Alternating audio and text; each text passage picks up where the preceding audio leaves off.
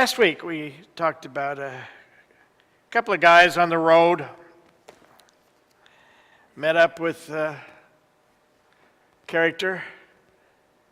Turns out we find out it's Jesus. Remember, they didn't at first know who this was.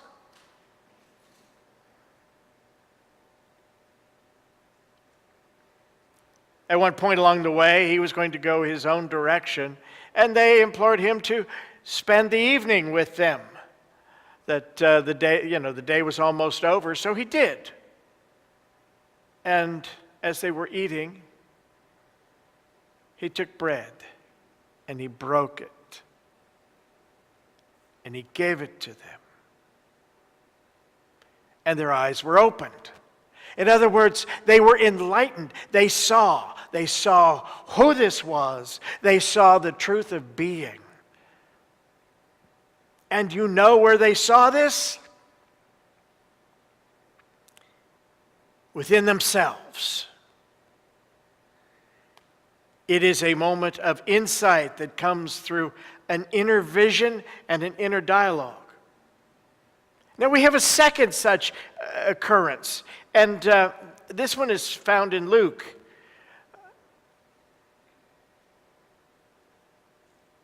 I'll just show it to you.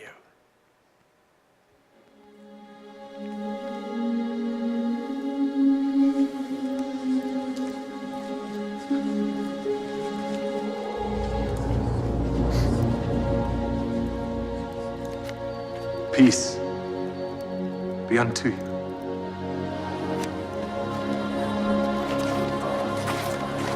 Why are you troubled? And why do thoughts arise in your hearts? Behold my hands and my feet that I desire myself. Handle me and see, for a spirit hath not flesh and bones, as ye see me have.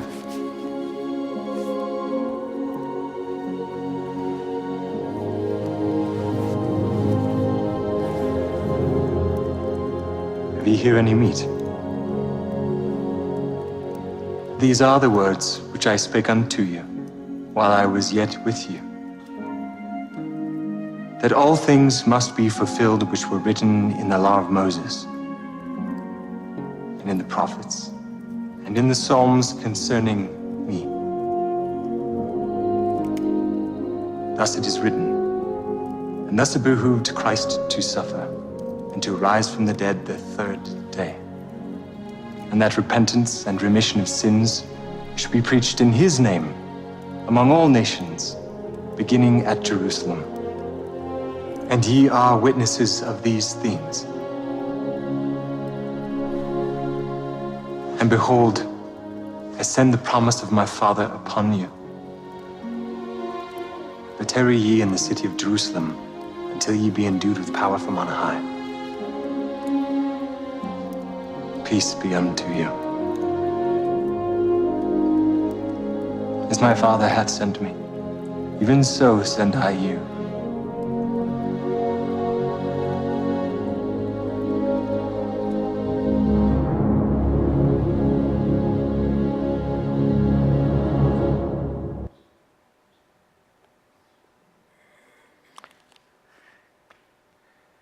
Passage that I'm looking at today is Luke 24, and it begins in verse 36, goes to 45, actually goes on to 53. But I want to back up to a little bit of what we did last week. The ending of what we talked about last week begins in verse 33. And they rose that same hour and returned to Jerusalem. And they found the 11 gathered there, the disciples, the other disciples. And those who were with him, followers, who said, "The Lord has risen indeed and has appeared to Simon." Then they told what had happened on the road and how he was known to them in the breaking of the bread. How they received enlightenment. It's an interesting story. But this takes place in the silence of your being. That's where you see and have the opportunity to grow and evolve and learn things and understand things that you didn't know before, where your eyes can be opened. Peace be unto you. Why are you afraid? Why are you frightened? Because we are. We don't know what this is. Remember back when it seemed like, my Christianity was so simple. God was out there. Jesus was out there. We worshiped Jesus. We thought the only way to God was through Jesus. Sometimes his mother. It was all very easy. Except it wasn't very fruitful. Because we were not making the connection to that divinity within ourselves. Christ in you, your assurance of glory. So, the first time we have any inkling of this divinity, what is it?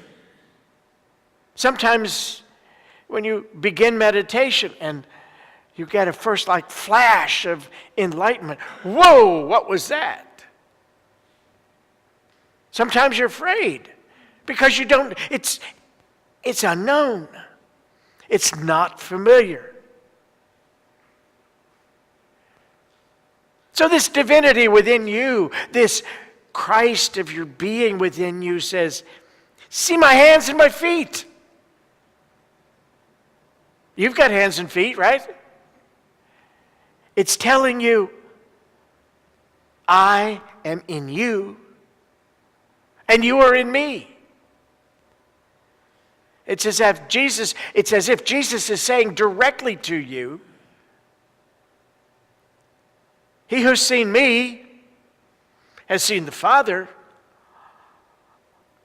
but that Father is in you, and what's within me is in you. We are one. We come from the same source. We have the same possibilities within ourselves.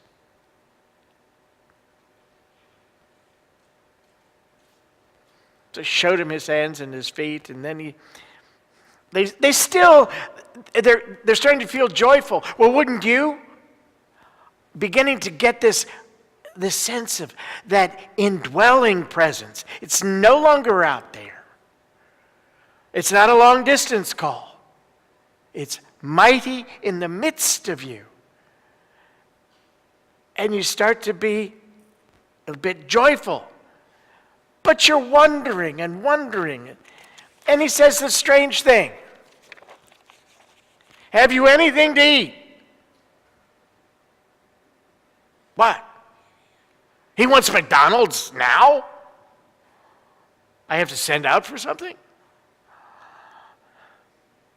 They gave him a piece of fish. Does the Christ eat? Does that divine spirit within you eat human food? What does it need? Faith. Your belief in order to work through you. You've heard me say many times, there's no coercion in spirituality. There isn't anything out there saying, you must believe in this. And I'm going to shove this down your throat till you get it. The universe is patient. The universe is kind. The universe is benevolent. It waits for you. Till you say, ah. And it says, thank you for the fish. Thank you for giving me what I need to be able to work through you, to live through you. And then he said to them, these are my words which I spoke to you while I was yet with you. Wait a minute. Isn't this divine Christ still with us. But it's a reminder. You're in an altered state of awareness. This is not when you're out on the street or you're in your normal sensory intellect consciousness, when you're thinking about the grocery store and all those other things. You are in that secret place of the Most High. You are in that quiet place, that home of the Christ in you. You're in the silence. So it's not a human experience, it is a spiritual experience. All these things must be fulfilled. Those things which are written in the law of Moses, in the prophets, and the Psalms. Funny, he didn't say, oh, and in the Gospels too. At the time, they hadn't been written yet. They wouldn't have known what he was talking about. But the laws of Moses, the prophets, the Psalms, they contain truth. And they contain truth about God, about you, about this spirit that is within you. Remember, before Jesus, there are some who got it, who understood, who performed miracles. Remember Elijah and Elisha? Moses did a variety of things that were pretty miraculous. I love that thing with the staff turning into a snake. Yeah. All of the things, all of the truth that's been recorded in the Scriptures. This is the reality of being. It's not like, well, you can hope that some of this is true and some of this works. It works. And we need to work it. And whoa, then they opened their minds. And they began to understand the Scriptures. They began to understand what he'd been teaching. Began to understand what they'd been reading and hearing in the synagogues, in the temple, their whole lives.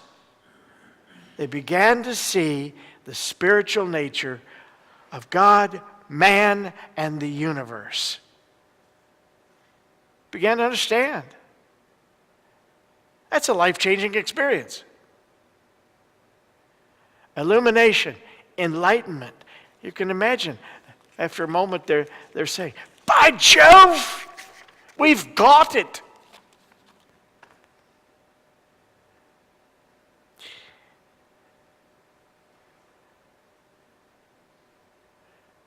Charles Fillmore made a statement.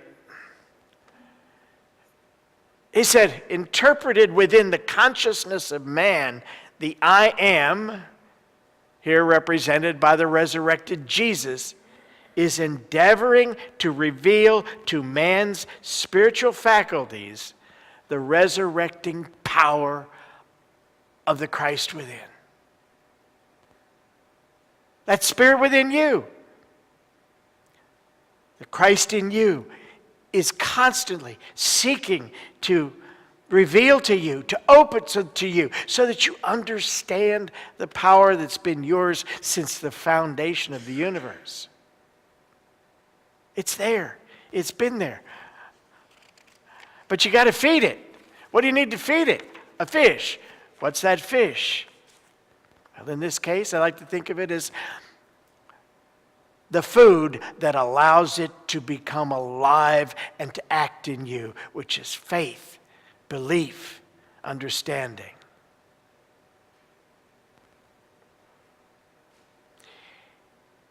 I'd love to tell you this is my line because I like this line a lot. But this is also from Charles Fillmore. I am, or Christ, leads us from that which we know to be true. Leads us from that which we know to be true into what seems at first a miracle. What a lovely line.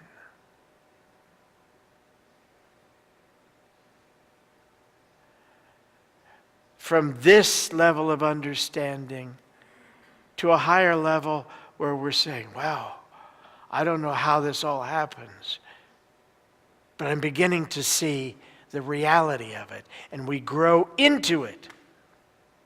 And so after this is the way we grow and unfold, and we grow and unfold the disciples within us, our divine faculties. When he said, handle me, see, my hands, my feet. A couple of things are going on there. What was going on with the hands and the feet?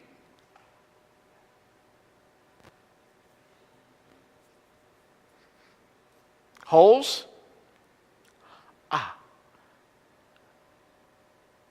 Understand that the I am has the power to overcome this human concept of death, of only so much time. 70-some years and toast. So I guess we just scrape you in the sink. Remember when you burned the toast all the time and scraped it over the sink? Yeah. At least that's how we made toast when I was a kid.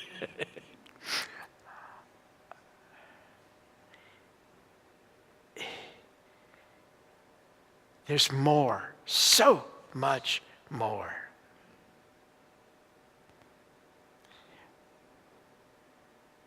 And our faculties, all of those 12 divine ideas, they're implanted within us.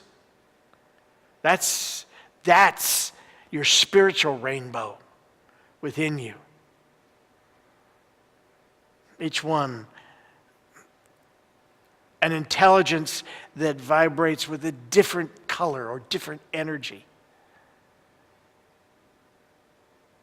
Some of them we're accustomed to using, and some not so much. Sometimes it's difficult to realize I've got this faculty of elimination which allows me to let go of things. What? I never forget. Never forget a slight. I never forget something someone did to me that I didn't like. Where's elimination there? Charles Fillmore once said it's just as important to let go, to give up, as it is to acquire. Not to give up being or striving or working, but to stop holding on to the old stuff. The stuff that doesn't work, that doesn't give us what we want. This is a wonderful story about you, that it goes on within you. Would you like to be standing there in the presence of that divine spirit within you? Being told, I'm in you. You are in me. All that I am seeks to express in you and through you.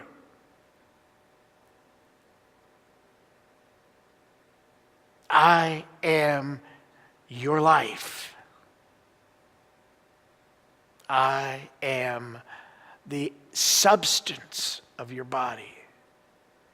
God's Spirit individualized in you. It's a great story. Absolutely.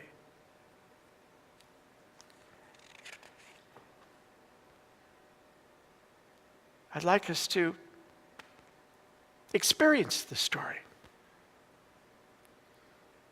So, what's the name of that? Yeah. Can't even remember the first line, or the only line of the song I want us to sing. Be still and know that I am God. Silently. Silently speak these words. Be still and know that the I of you is God individualized in you, seeking to express through you, to be the overcoming life, the illuminating intelligence, the radiant joy of being.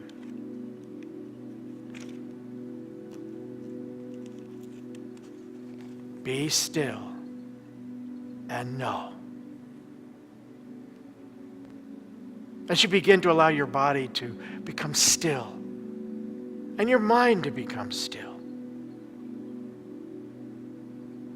you now begin to relax.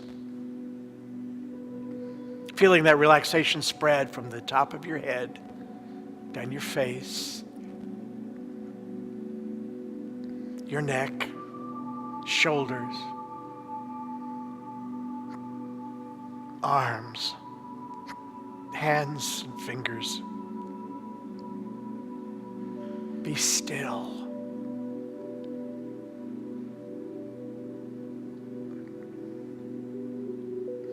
You surrender to that peace of God. You let that stillness, that relaxation flow down your chest, your upper back, your lower back,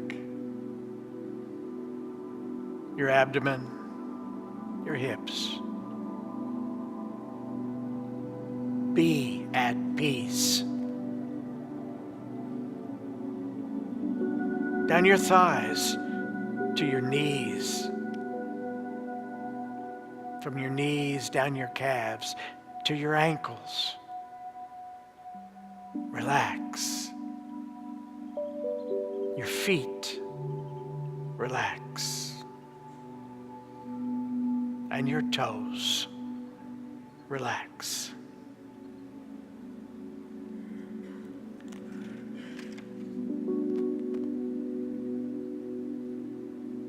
All tension leaves you completely.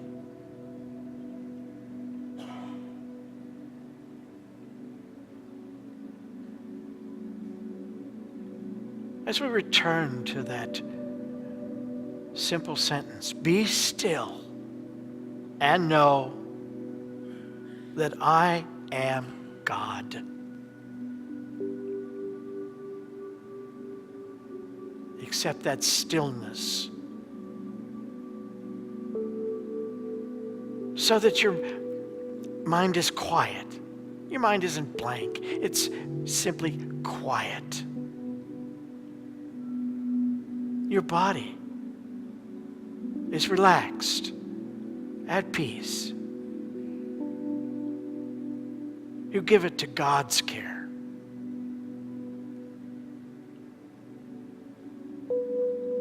All tension, all care, all concern is gone, so that you can release your body completely and be still. And as you're still, you know that the I of you, that intelligence, that power, that spark of divinity in the core of your being is God, individualized within you.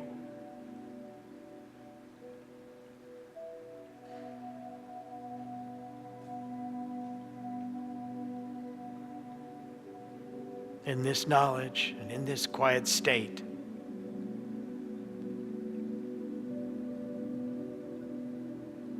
you begin to guide your thinking. And perhaps your ability to visualize as well.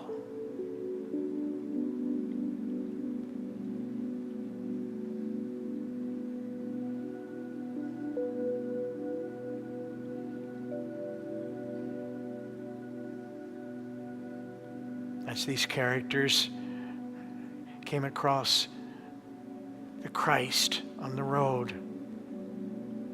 so do you come face to face with the Christ as you have walked this spiritual path.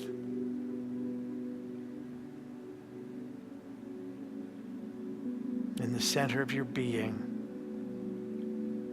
is this radiant spirit. It says to you, why do you fear? Know that I am in you. You are in me. I am God, individualized in you as you.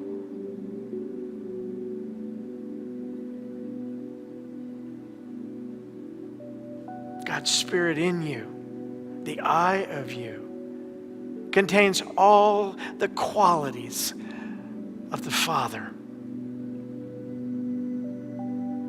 has available to you all of the intelligence of God.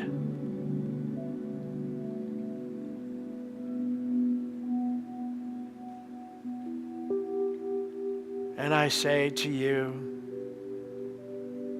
as Jesus said to the crowd before him,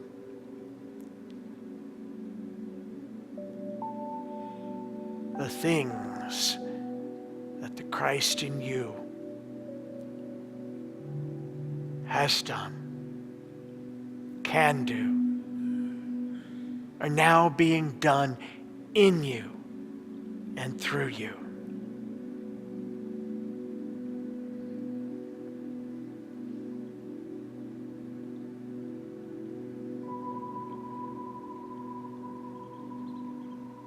For a moment in the silence,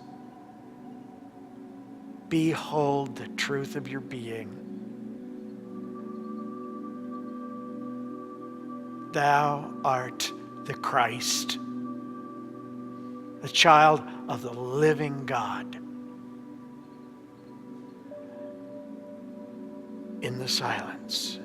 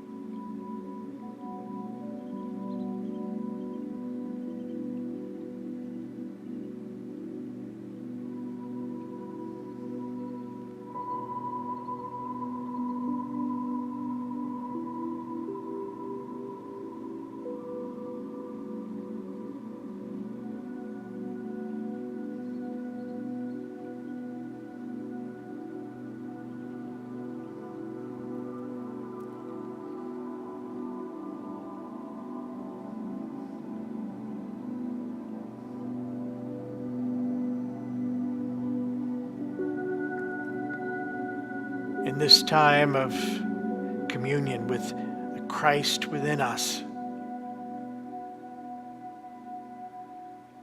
that light of the Christ shines through us.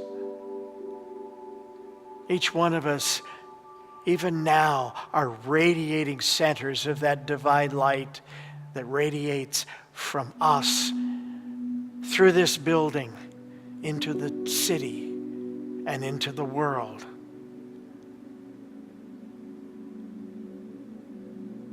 blessing the world, aiding in the enlightenment of all men, women, everywhere.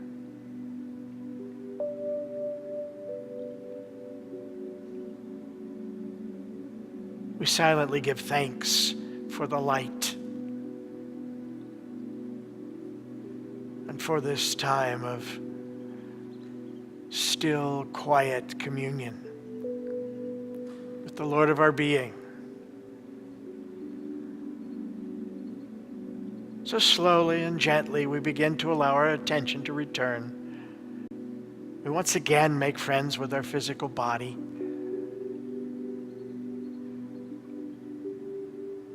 We are receptive to the sensation of the room and those around us.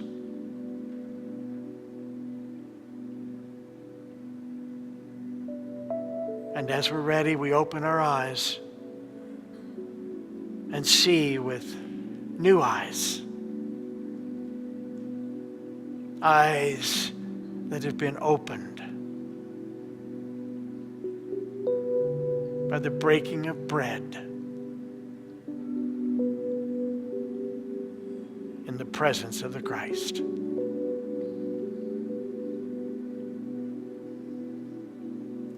Amen.